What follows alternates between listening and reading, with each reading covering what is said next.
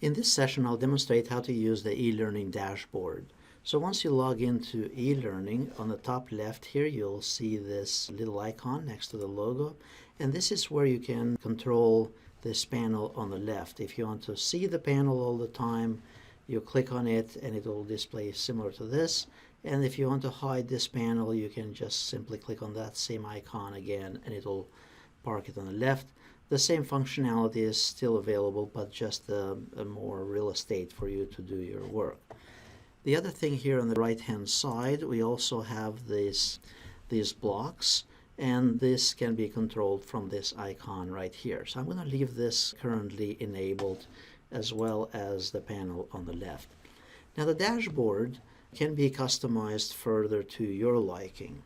And typically by default you're going to see the course overview, and this is filtering or giving you a list of all the courses that you have access in eLearning. This would mean the prior courses from prior years plus any future courses and the current ones. And if you scroll down here, you'll see many of them depending on what you have access. Additionally, further down here you have this recently accessed courses. And this is a listing of the courses that you have accessed just recently, just like the word says recently there. Now, you can control what displays here on the front page by clicking on the drop down here under All, and you could say, I want only those in progress. At this point also, it's important to note that the courses in progress, or what shows up under in progress, it's basically related to the start and end date for the course. So, and that is typically controlled by going, if I go here to the actual course, click on the gear icon, I choose Edit Settings, and then under the dates right here for the start date and the end date, it has to be, so today's date, or what you need there is for these dates to be in the future. So basically this will expire in June, or it will be ending up in June 2019, and after that it will be listed under past courses. So if it shows in the past courses but you want it to still be listed in the current courses, you need to change the dates on the course itself, the start and end date. Keep in mind that when you do this though, it's going to change it for your students as well. So now let's go back to the dashboard. You can change it here to in progress.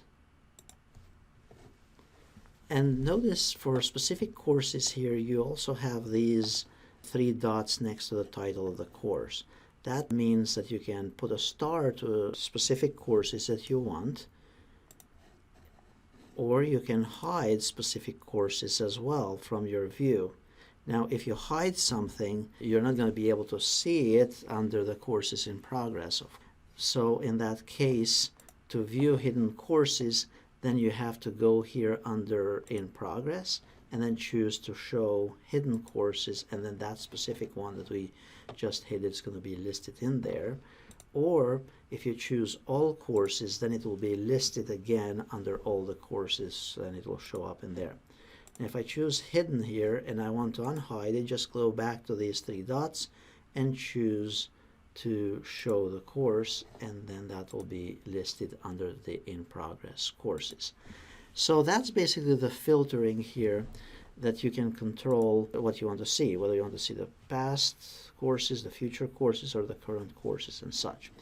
Now, if you put a star to many of the courses that you want, then you can also change the filter so you can see only those courses that you have put the stars on, or you can have marked with a star.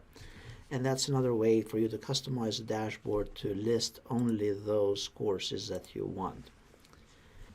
Now, if you have access to multiple courses, so if it's more than 12 here, you can change how many you can show up on the front page. So you can change it up to 48. And then once it goes beyond that, you're going to have multiple pages here. It's going to be listed on the right-hand side for multiple pages and such.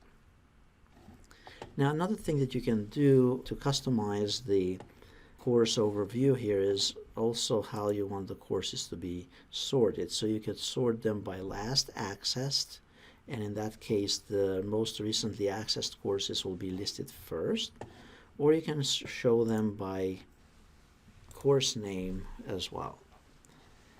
An additional feature here is that the card view, and the card view is basically the view that we currently have here. You have a little picture of that course, you have the title of it and the percent complete for that course. Now the percent complete, by the way, that is connected to the completion tracking within the course, and it's mostly useful for the students in that course. So for faculty, you probably don't have to worry that much about it. It's like the percentage that you have completed for that, for the activities in that course. Under the card here, you can change the view to just give you a listing of all your courses, and this is a cleaner view in this case.